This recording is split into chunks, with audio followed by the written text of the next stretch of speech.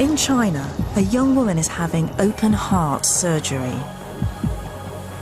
But it's unlike anything you'll see in the West.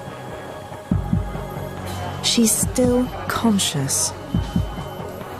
Because instead of a general anaesthetic, this 21st century surgical team are using a 2,000-year-old method of controlling pain. Acupuncture. Millions of us now believe that this simple needle has extraordinary powers.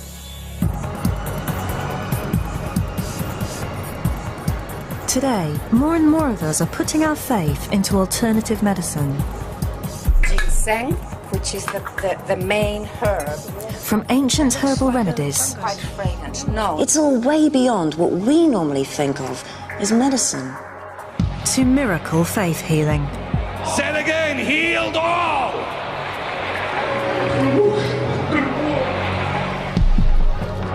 And acupuncture. Ow.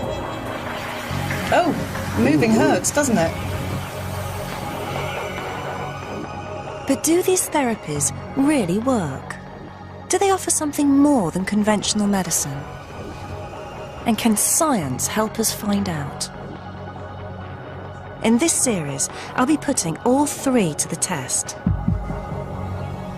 I'll find out whether these needles really do have healing powers. And in a groundbreaking experiment, I'll discover something truly astonishing about acupuncture.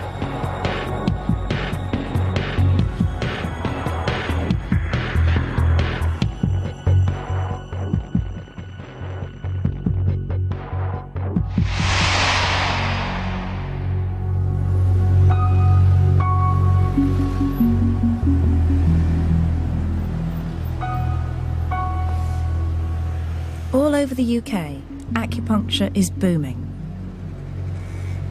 This ancient Chinese treatment is now one of the most popular of all alternative therapies. It's even taking hold within the NHS. Now, nearly 1 million of us use it every year, and it's growing fast. There are clinics all over the place. Now, here in Chinatown, that's not so surprising. But it's happening all over the country. Now, I'm a scientist, and with all that I understand about medicine, it just makes no sense that sticking a needle into a human body could cure illnesses. And yet, millions of people are convinced that acupuncture works where conventional medicines fail. 19-year-old Joanna Hughes believes acupuncture has transformed her life. For nearly a year, she suffered from ME, a condition that left her bedridden. We will do something to help you. A lot of people are very frightened of needles. Yeah, I'm not too bad. Yeah? Conventional medicine had done nothing, so finally she tried acupuncture. Yeah? It's nowhere near as painful as sort of an injection or anything. It's not like that. It's a lot less painful than that. It's kind of like a little electric shock on points which are really strong. Like my liver point on my feet is really strong. You kind of feel electric shocks going like up your legs. It's reacting, yes, Yeah. I can see. After just a few treatments, the effect was remarkable.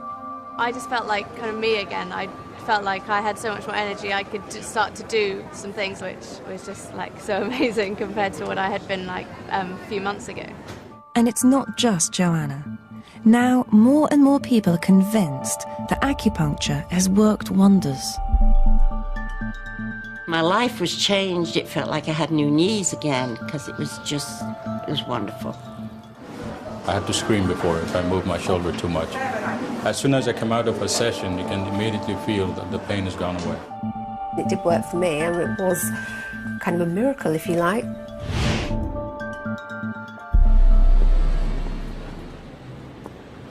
But it's all based on a very different view of the body. Acupuncturists believe that illness is caused by an imbalance in a life energy, qi, which determines our health. The qi, the energy, flows through the whole body. So acupuncture really is manipulation or unblocking or relieving the energy So what does Professor May make of my life energy? What can you tell me about what's going on in my body by looking at my tongue? From your tongue, the coating and the color, I know what's happening to different organs of your body. Maybe show me your tongue. Ah, yes. Well, your tongue is rather red at the tip here, and I think you're suffering from circulation problems. And is that right? No, I don't think I do. No? But the tip of the tongue represents the heart. Yes? So I will look at the heart meridian, see if you have any pain along your heart meridian or any dysfunction in your heart. As a scientist, I found Professor May's explanation of how the body works extraordinary. What I'm really struggling with is that it's just all so alien. It's not just the needles, the language, the ideas, even the diagnosis. And it just bears no relation to science. And yet, so many people are convinced that it's working for them. So I have to find out whether it really is.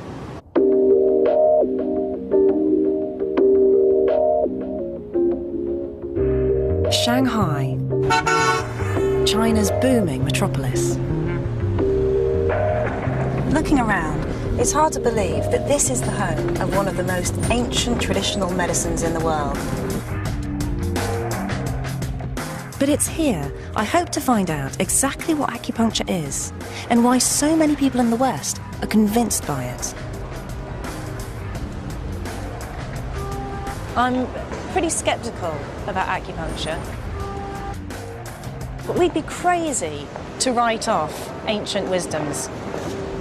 We ought to question them well, but we can't write them off. Especially when it appears to be able to do something astonishing. In the city's most advanced hospital, 21-year-old factory worker Chun Gunlian has a hole in the heart and her health is deteriorating. She's about to have open heart surgery. Even with the best medical equipment, it's a risky operation. Her chest will be cut open and her heart stopped. But Gunlian will go through all of this without a general anaesthetic. Instead, she's chosen acupuncture. Although sedated by drugs and her chest numbed, she'll be conscious throughout the whole procedure.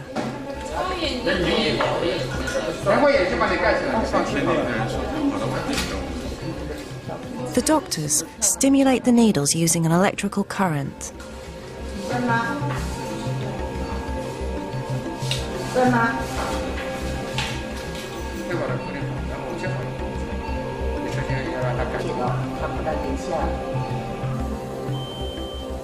As the surgeon begins, the success of the operation depends not just on his skill, but on the power of acupuncture.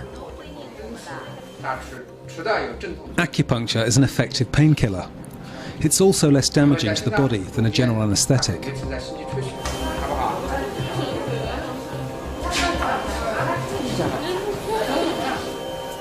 It seems incredible, but Gunlian's doctors have done more than 300 similar operations. What could possibly explain what's going on?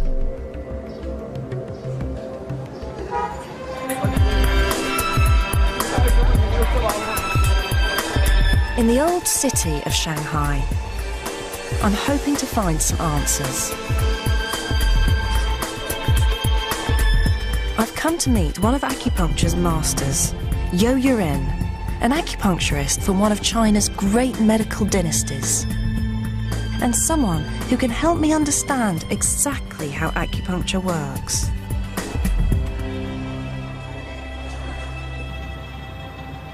I've been feeling a bit run down, so he begins by feeling my pulse and looking at my tongue. One of his patients, Fred Wei, translates for him. He says the top of your tongue's condition is very good, it's very red. Very red. Yes. Good, and that's good. That's good. 那考虑问题才以这个我叫辛苦比较困难。He says basically you think too much. He's probably right. And that's why he says your inner heat is actually quite a lot of inner heat. A lot of inner heat. Because you think of too many problems and things like that. But the most importantly, he says to basically take control of your personal life and maintain the balance. So don't work so long. Yes. Sleep more. Yes. Relax more. Yes. And think less. Yes. I've known for a long time that's what I should do, but that's very good. That's me. Well, all of that is true about me. But you could say that about just about everyone I know. At Yo-Yo Ren's clinic, the patients are put through a series of bizarre procedures.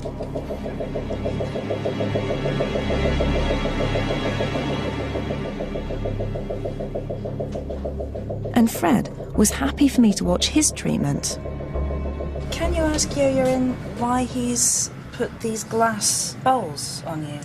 发这个火瓜。 He says basically this kind of glass balls can help the blood circulate a little faster. Okay, so all of these down here, down your leg, Yes. are going to help with the blood flow through your legs. Yes. And that's going to help your buttock. Exactly. Okay. Then it was my turn. 坐下来好了。 You should just relax. Okay. And what's he going to do? think of a happy place while he's. Okay, and that's great. That didn't hurt. He slides the needles in. Each specific point is supposed to treat a different part of my body. How do you feel? Okay. A couple of them have stung a little bit, but... 是什么意思呢? That one really helps you to sleep. Ow.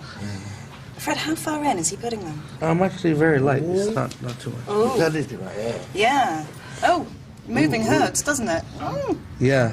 See, don't move.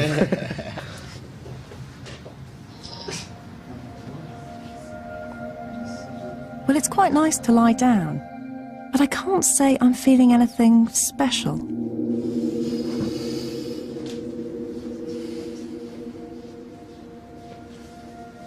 "20 minutes later. And how long does it take to work, Fred? A few times. A few times, so I shouldn't expect any miracles. You have to maintain self-balance. That's the most important part. So you have to sleep more and work less. So most of it is down to me? Yes. Okay.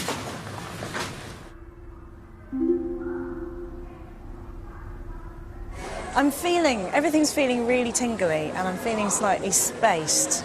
And I guess that's probably from having needles stuck into me. And whether that's a good thing or not, I've no idea.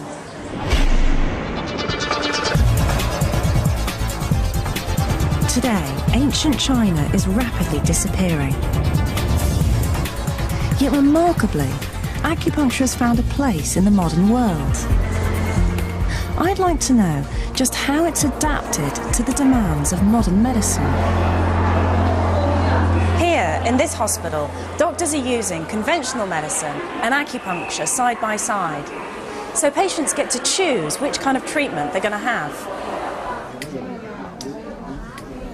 Doctors here claim they use it for sound medical reasons, not just to keep a tradition alive. And what was wrong with him? Okay, so for pain, acupuncture. Yeah. For a problem with an organ, Western medicine. And if that doesn't work, then acupuncture. Yes. Okay. Yes. But sometimes when using Western medicine, they have a very big side effect. So they will say, yeah, you can accept some acupuncture treatment. Okay. Use a little dose of Western medicine and accept acupuncture. Ah, so use a small amount of Western medicine. Yes. And acupuncture treatment to help to increase the effect. Yes. Yes. And that reduces the side effects of the Western medicine. Yes. Okay. Doctors here claim that acupuncture can treat just about every illness. and people come from all over the world to seek a cure. I went to my doctor in Houston. I had a pain in my shoulder. It's been like that for about 6 months. First, he gave me steroids. Didn't really get better. So he said, "You're going to China, why didn't you try acupuncture?" And as soon as I come out of a session, you can immediately feel that the pain has gone away. I had a virus attack, and half of my face was paralyzed. And someone recommended Dr. Lee to me, so I came here after 5 treatments, and I was fine. I'm here to stop smoking. I have high cholesterol is what I have, and if I continue to smoke, I could have either a heart attack or a stroke. So, you know, both health reasons and, you know, my own moral reasons to stop. That one hurt. Sorry. It's time for the needles to come out. If they're working, she should feel sick when she smokes. Oh, you want me to try? Does he want me to try to smoke? In here, it's okay to light up? Okay.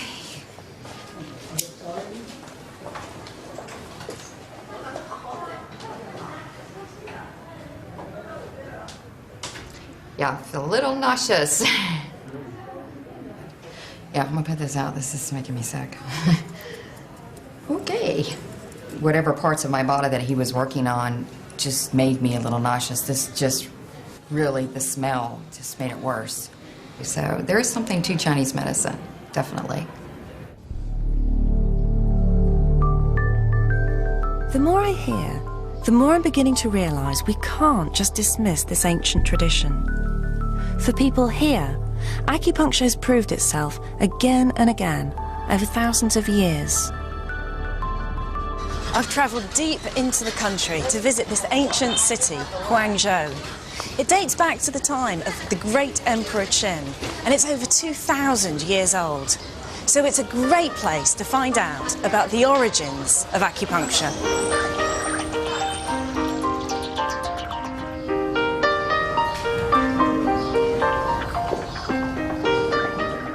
Yo Yurin has invited me to a museum dedicated to acupuncture. The earliest needles look more like instruments of torture.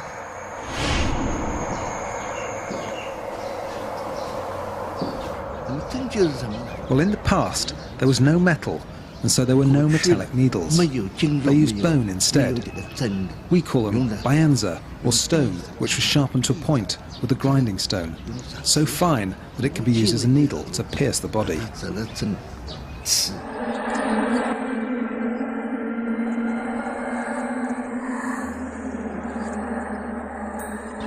So why did people start to stick needles into other people? Someone would feel discomfort, but they'd discover that if you put a needle in some part of the body, there'd be a sensation, and all of a sudden, the pain would disappear.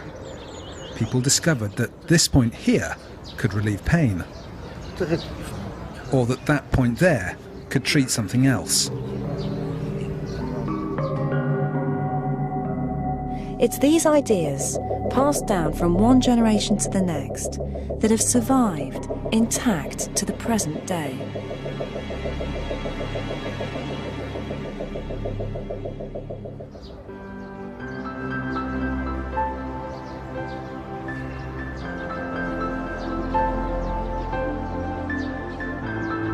Acupuncture is so deeply rooted in the medicine here, hardly anyone questions whether it works. You know, if everybody in a culture believes that something's going to work, then it's much more likely to work. And we know that about medicine. If people believe something's going to work, it makes a big difference. It's more likely to have an effect.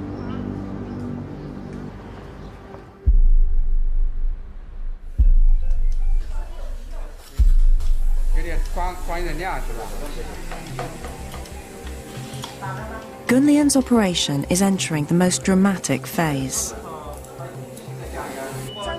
They check she's okay as they prepare to stop her heart to repair the hole.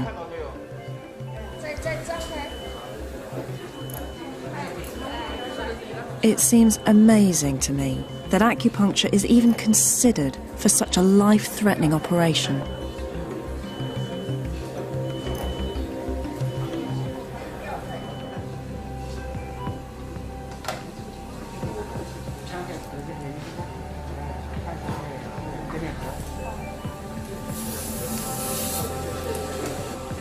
But after 2 hours of intricate surgery, everything appears to have gone well.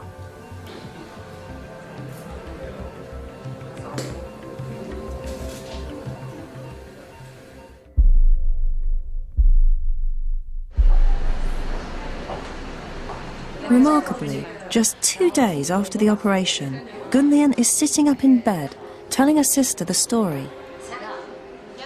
Her memories are still vivid. I remember the doctor stuck a needle into my hand and felt my pulse.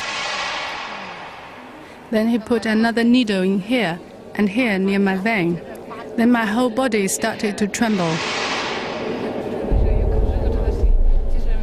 When the scalpel started to cut the bone, I could hear it all. But I didn't feel any pain, not a thing. The speed of Gunlian's recovery is impressive. Just a week after the operation, she's ready to check out. And there's one other benefit to the acupuncture. The bill is 1/3 of the cost of an operation with general anaesthetic.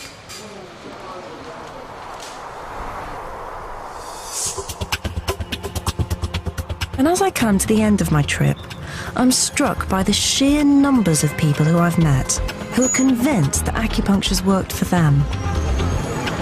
The ancient belief in acupuncture and qi is as much at home among the modern skyscrapers as the old temples. This idea of qi is right at the heart of acupuncture. The Chinese see it as a universal energy that flows around the world and inside every one of us. So it's right at the heart of the culture. These Shaolin monks believe that controlling their qi allows them to perform remarkable feats.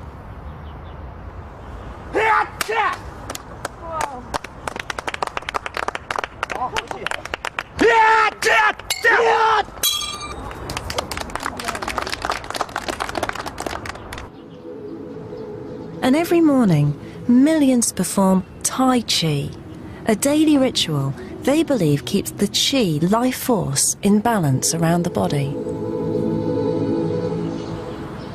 I think in the West, we often see bodies as machines, and when one bit goes wrong, we think we have to fix that one bit. With acupuncture, the Chinese see the body as a whole system, and so instead of just trying to fix the bit that's gone wrong, they try to readjust the balances in our whole body.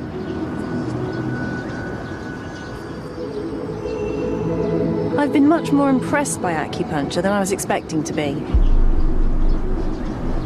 One of the tricky things about this trip is that it feels like I've been speaking a foreign language the whole time. And I don't mean Chinese English, I mean Western medical view and the ideas of qi and meridians. A lot of scientists coming here might say they need more evidence, and I need more evidence, but I've seen enough to make me believe it's really worth trying to explore it more. So, as I head home, I'm eager to find out what science has to say about acupuncture.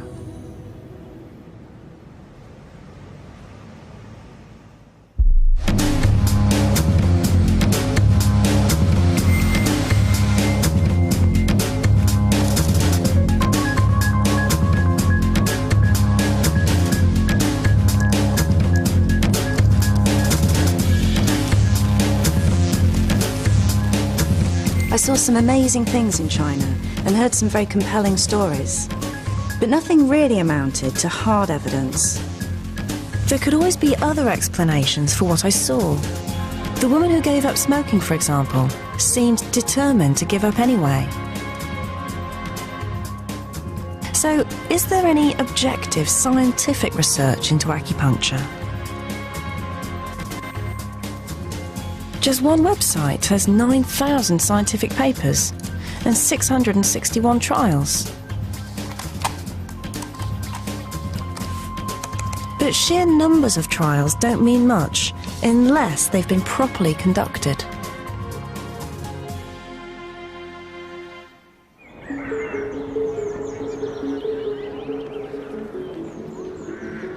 I've come to Exeter. The university here is now a world leader in research into alternative medicine. Professor Edzard Ernst scrutinises the research for alternative therapies using strict scientific criteria. Well, one thing is absolutely certain. There's no such thing as an alternative science, and there will never be such a thing. So either you investigate it with the proper tools of science, or you don't investigate it. Causality is nowhere near proven. Professor Ernst and his team assess every trial that's published. Mostly, the research is disappointing. Trials are too small to be ultimately conclusive, because a big trial costs big money, a small trial costs small money. So trials tend to be small and therefore not fully conclusive. The data isn't just poor. What evidence there is suggests that acupuncture isn't actually working for most conditions. It's certainly not the cure-all it's often said to be. Some people claim, for instance, that acupuncture can help with addictions like smoking, or with weight loss, or even with infertility. But when these claims have been put to the test, acupuncture hasn't been shown to work. But intriguingly, there was one trial that stood out above the others. It was bigger and more scientifically rigorous than the rest. And it was testing a condition that affects millions of us here in the UK.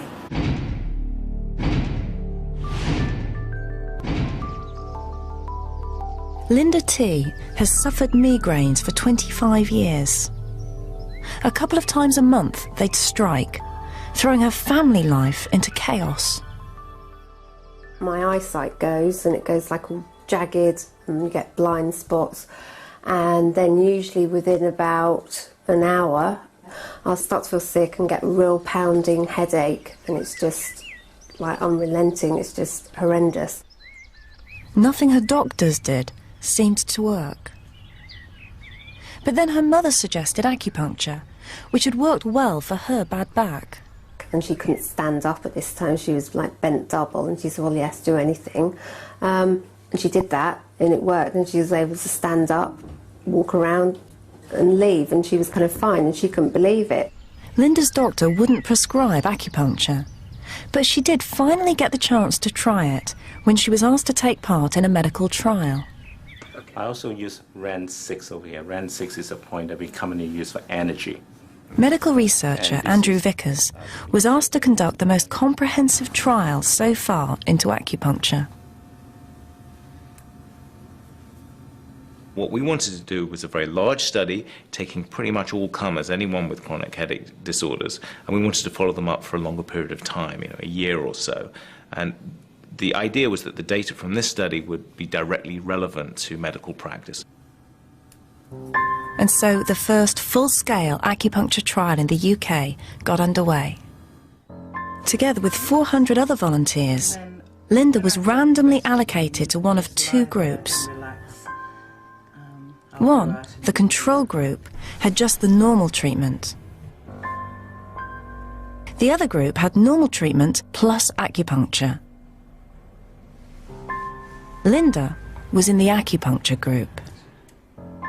The acupuncture did something for her migraines that no conventional medicine had managed. I didn't have any through the trial, and then I never had another one afterwards. So it was kind of almost miraculous. What we found at the end of the trial was that patients who were in the acupuncture group had fewer days with headache, and the headaches they had were less severe than the patients in the control group. The results were intriguing. Here at last was a large-scale, randomised trial that showed acupuncture might really work. It was a significant step forward. But there's something that's still troubling me. Perhaps it wasn't the acupuncture itself that was making the difference to people like Linda and the other volunteers. It could have been some other part of the treatment. Just being listened to once a week, having that kind of attention, or being able to lie down and relax properly. Maybe those things made a difference. And there's another big problem. And then you stimulate them manually? The placebo effect. If you know you're having a treatment and believe it might help, especially if it's something as elaborate as acupuncture, then that in itself can have a big effect. And another stimulation is maybe we want to placebos can move mountains in clinical medicine. In order to create progress in healthcare, we actually want to find out whether a treatment is more than a placebo. It's a crucial hurdle to overcome. There's only one way to be sure that it's the act of needling itself that benefits the patient. And that's to compare those who've had acupuncture with those who've been tricked into believing they've also had it. Now, how on earth can you do that? Persuade someone they've had a 1-inch needle stuck into them when they haven't? Well, something's been developed that does just that.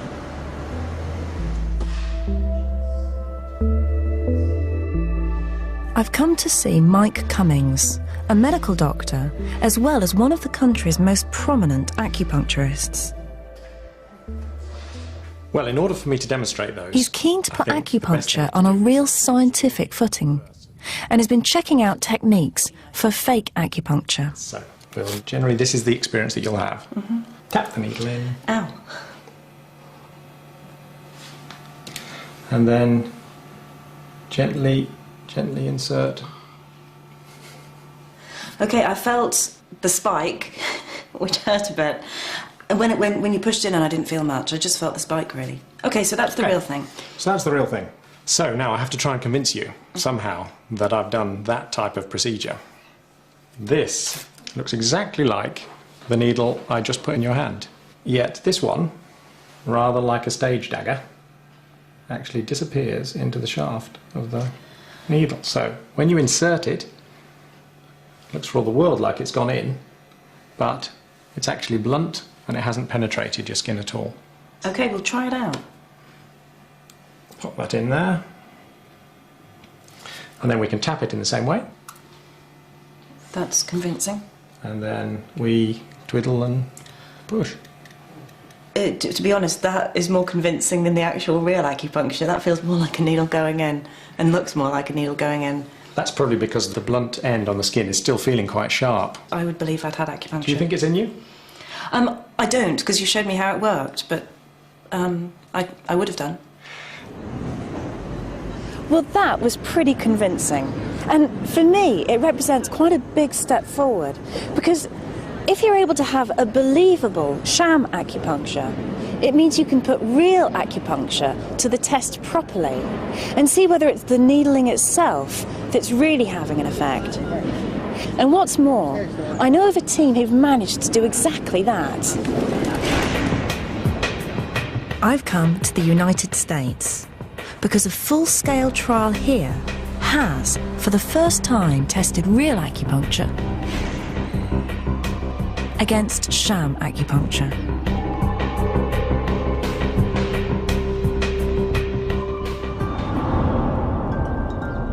At the University of Maryland, researchers were determined to discover whether acupuncture was better than a placebo. Leading the team was Dr. Brian Berman. When you're looking for a placebo in an acupuncture trial, you need to persuade somebody they've had a needle stuck into them when they haven't. How do you do that? What we did was we took a guide tube, but there wasn't an acupuncture needle, and then we would tap it like that. And then we would actually tape over the point. We'd have them ready-made up. And it would look pretty much the same thing if you were looking down. Just the same. You said that you do this on naive patients. The people that we did it on had never had acupuncture before. Have you had acupuncture? I have. So you would be more able to tell the subtle differences between it. So, Maryland became home to the first placebo-controlled trial into acupuncture. As subjects, Dr. Berman used patients suffering from a crippling disease called osteoarthritis. There's no cure, only techniques for easing the suffering. Sylvia Ankers emigrated to America 40 years ago and has been in crippling pain for the last 20. You think you can do a lot. You know, you start to walk and you think, I'm going to be fine. I can walk this long road. But then the pain, it's hard to explain. It's almost like having toothache in your knees. It just really hurts. But acupuncturists claim great success for it. For Dr. Berman, it was the ideal condition to test. 570 sufferers were recruited and divided into different groups. They were randomized to one of 3 groups. They either got true acupuncture, sham acupuncture, or the education control group, which was the standard care from the Arthritis Foundation. Sylvia, although she didn't know it, was assigned to the real acupuncture group. They told us that, you know, we wouldn't know whether we were having the actual acupuncture or a placebo. On my first session, I was a little apprehensive because, you know, you think needles going in, they're going to hurt, but they didn't. Throughout the 26-week trial period, the team checked the effectiveness of the placebo. We think the placebo worked reasonably well. Most of the people in the groups couldn't tell if they were receiving true acupuncture or sham acupuncture. The team were happy that they'd convinced enough of the sham group by the technique for the trial to be scientifically sound. Over the months, the results were compiled and then analysed, and a clear picture began to emerge. The reaction was pretty incredible. There was a lot of interest. Because it was a well-done study with a large number of participants that had a credible placebo control and adequate follow-up and adequate acupuncture. So it was applying good science to this ancient technique.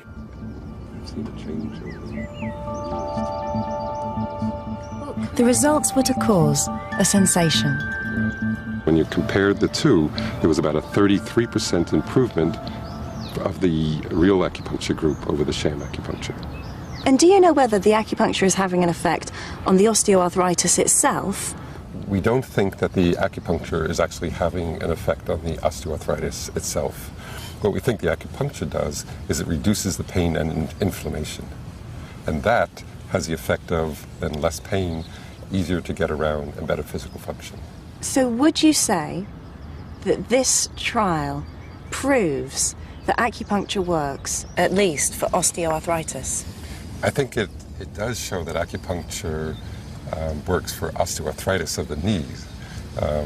You know, I can't say because of this trial that acupuncture works for other types of osteoarthritis even. It may well do, but we need to do this sort of definitive studies.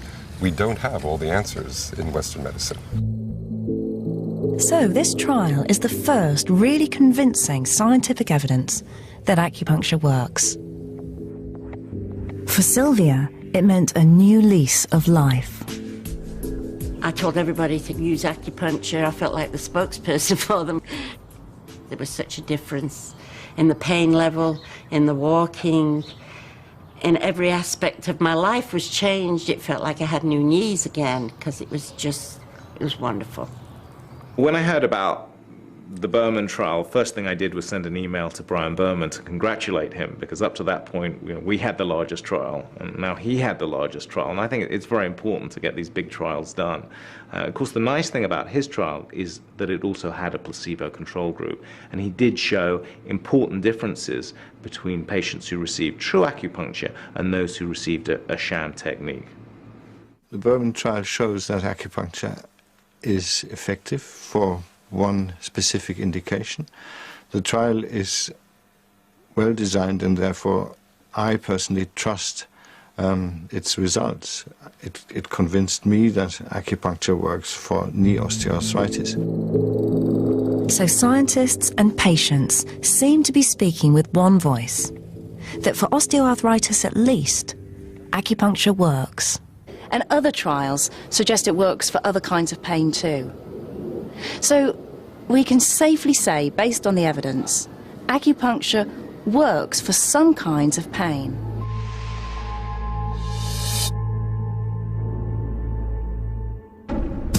I'm quite surprised. I found evidence that acupuncture can work.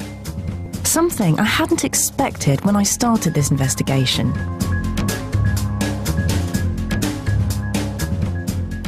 But that just raises an even bigger mystery.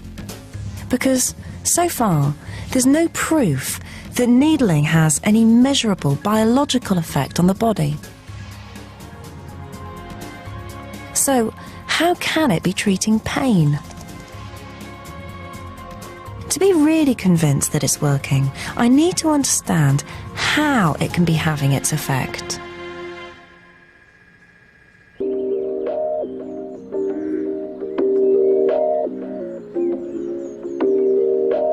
A friend of mine, Mark Lithgow, might be able to help.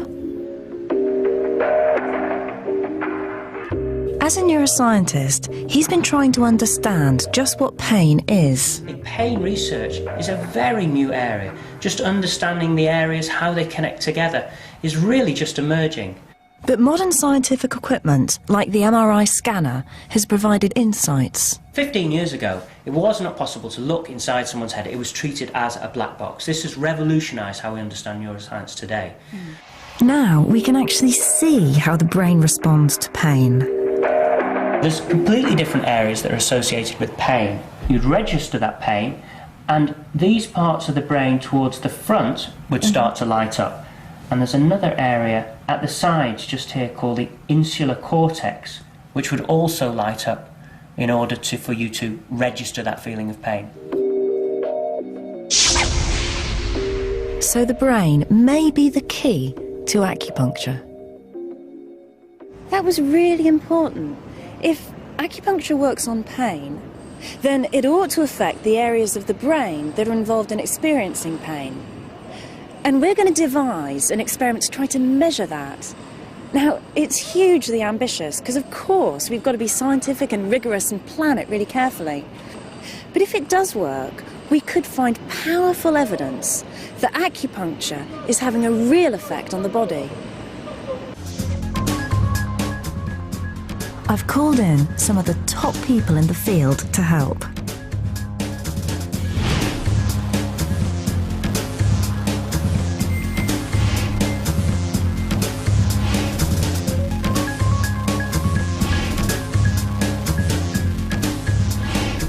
So we're going to devise an experiment together that's trying to work out the effect of needling on the brain. Interesting thing. I think one of the first key things we have to tackle is what we use as a control. I'm still a bit concerned to actually try and work out what acupuncture actually is. Is it the needle going in, or is it actually the turning of the needle? And there seems to be a depth issue here as well. Most acupuncturists would say for this point here on the hand would needle about maybe half a centimetre to a centimetre. This is clearly much more complicated than it initially seems, isn't it? I mean, there are so many different parts we could look at. The position that you put the needle, the depth that you put the needle, the movement of the needle, whether you move it or not. So what you're suggesting is we just focus on the act of needling and take an... It's really interesting for me being in a room with a group of people of different perspectives. So scientists, some of whom are really sceptical about acupuncture, and acupuncturists who are interested in science but really believe in acupuncture. And I think to do a proper experiment in this field, you have to have those different perspectives. You need the scepticism, but you also need people who really understand the whole of the field. So let's just constrain ourselves to one particular point in acupuncture, say in the back of the hand. Mm-hmm. So how would that help us? Well, I think that would, because at least you're looking at the effect of that point on the brain, And one of the interesting comparisons then is to see if you just go, say, superficially, just under the surface of the skin, and see what happens to the brain, and then needle to the depth of maybe about 1 centimetre, which is probably on average what most acupuncturists would do. And we could map that in the brain, we could look at that difference. Well, we've made a good start, and we've agreed on what test we're going to use. We'll stick the needle in on a well-known acupuncture point just here. And for the real acupuncture, we'll stick the needle in quite deep and do a brain scan of the volunteer. As a control, we're going to just stick the needle in a short distance and twist it, and then do the brain scan. And so by comparing those two, we ought to be able to see the difference between the real acupuncture and the control. This is a genuine piece of new research. We plan to look deep into the brain during acupuncture to find out, one way or another, whether acupuncture is having a measurable effect on the body.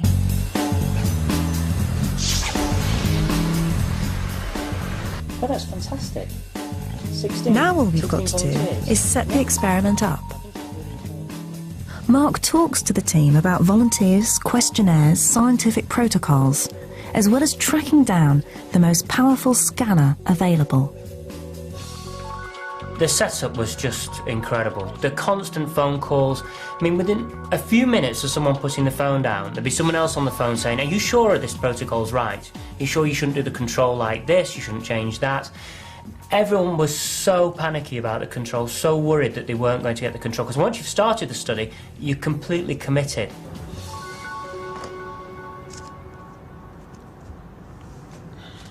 The whole team are now really fired up, and the stakes are getting pretty high for everyone. The scientists are quite convinced they're not going to see anything unusual happening in the brain during acupuncture, whereas the acupuncturists are a bit worried that if they don't see anything interesting, well, it kind of undermines their whole profession. Finally, it's the big day. Hugh will lead the study and carry out the acupuncture. Aziz will scrutinise the data and analyse the results. Mark and I will be on hand to check what's going on. And we've pulled off a coup. We've persuaded the University of York to let us use their state-of-the-art scanning equipment. Now, we've come here to York to do these experiments. Why here?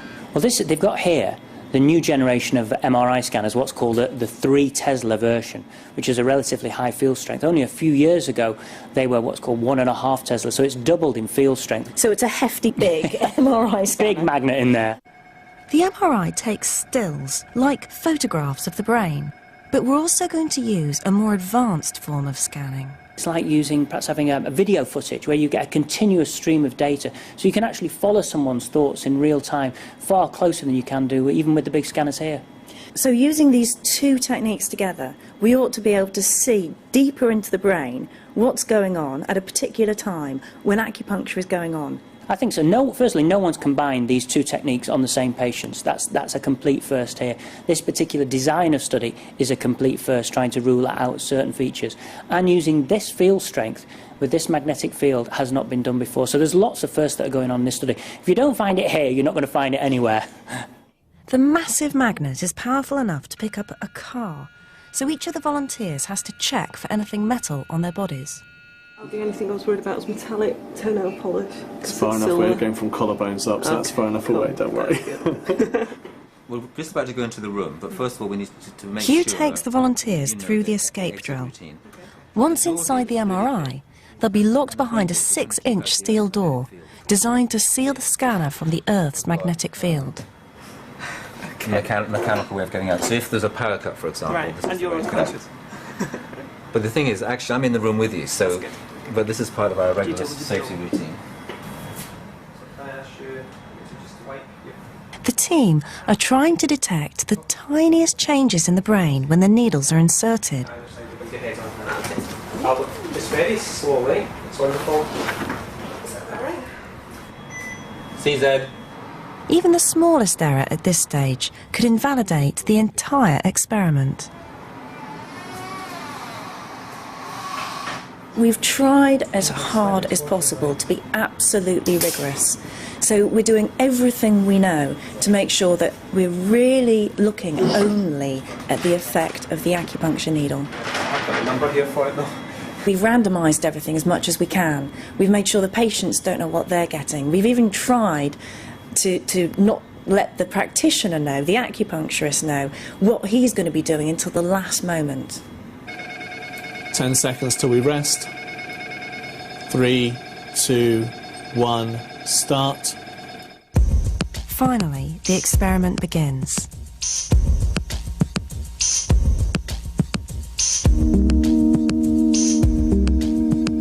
A scan is first taken of the brain at rest, the baseline.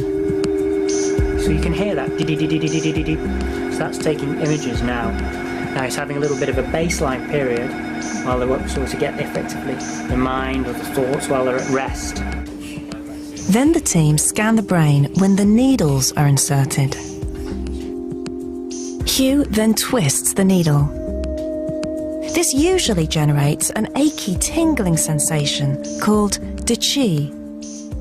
When the needle is stimulated, you quite often elicit this de qi sensation, and acupuncturists often look for that. They look for a de qi sensation as part of the healing activity of the acupuncture. 3, 2, 1, start. When we go? We're going now.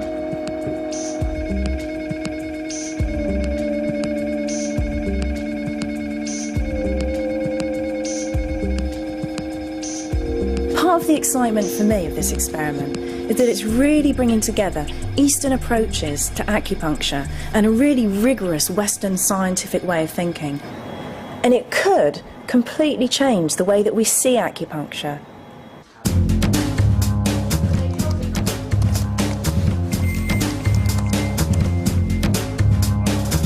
Buried away in his lab at York University, Aziz begins to analyse the data.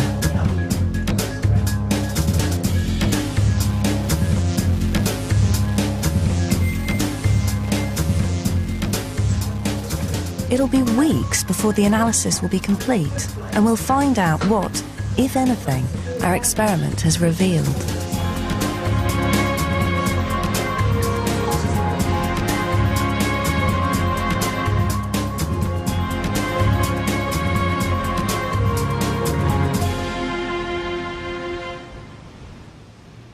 At last, results day. Now, the results are looking really interesting. But Hugh, maybe you could just summarise the main findings for us really clearly. First of all, with superficial needling, we get a picture in the brain of this area lighting up, in other words, becoming activated, increased blood flow. And if you look at this brain here, this is the front of the brain here, and this is the back. And we have a cutout there, just so you can see inside better what's happening. That's no surprise. This is just the brain's normal response to the needle being lightly inserted. What we found with deep needling, if we had de qi, the de qi sensation of a needle, that's the aching sensation, what we picked up was deactivation. Areas of the brain here, further back, where we've coloured that blue.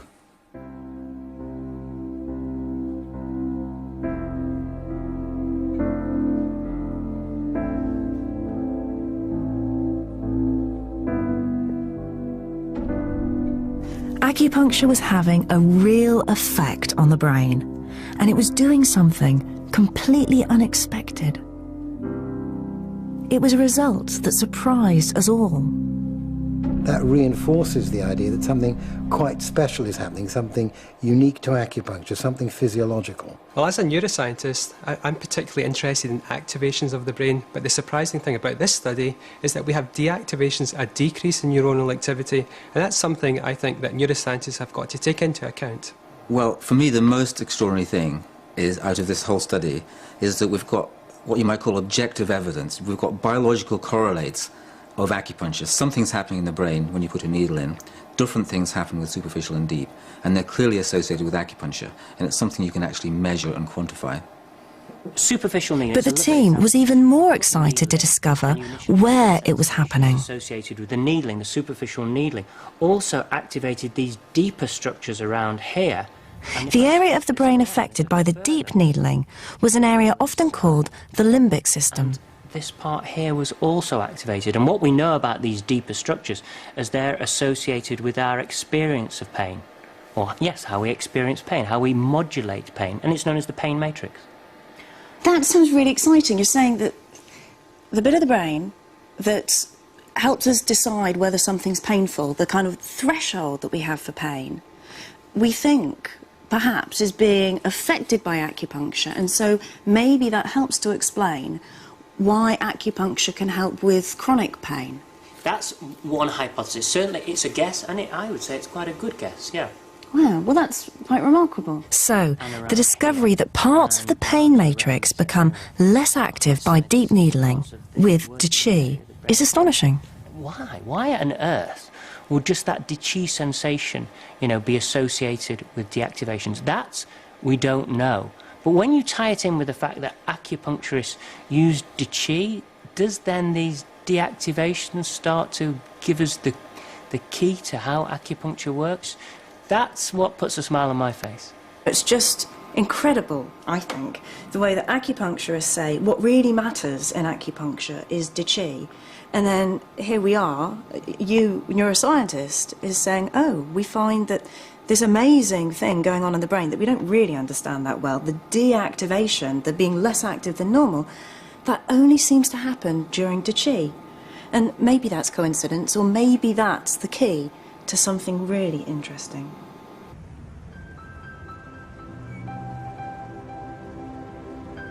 I'm sure scientists will continue to examine acupuncture. After all, huge gaps still remain in our understanding of this ancient medicine. But for me, the results of our experiment do add weight to many of the stories I've heard in my travels.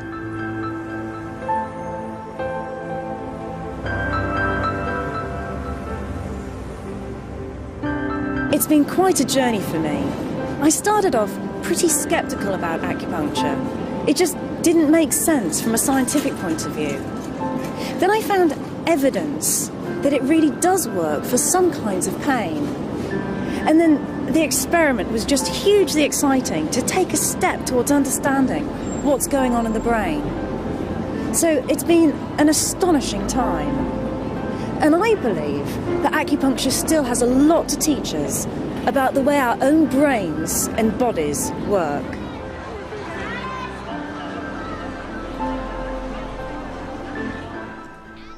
And Kathy Sykes turns her attention to healing, same time next Tuesday on BBC Two.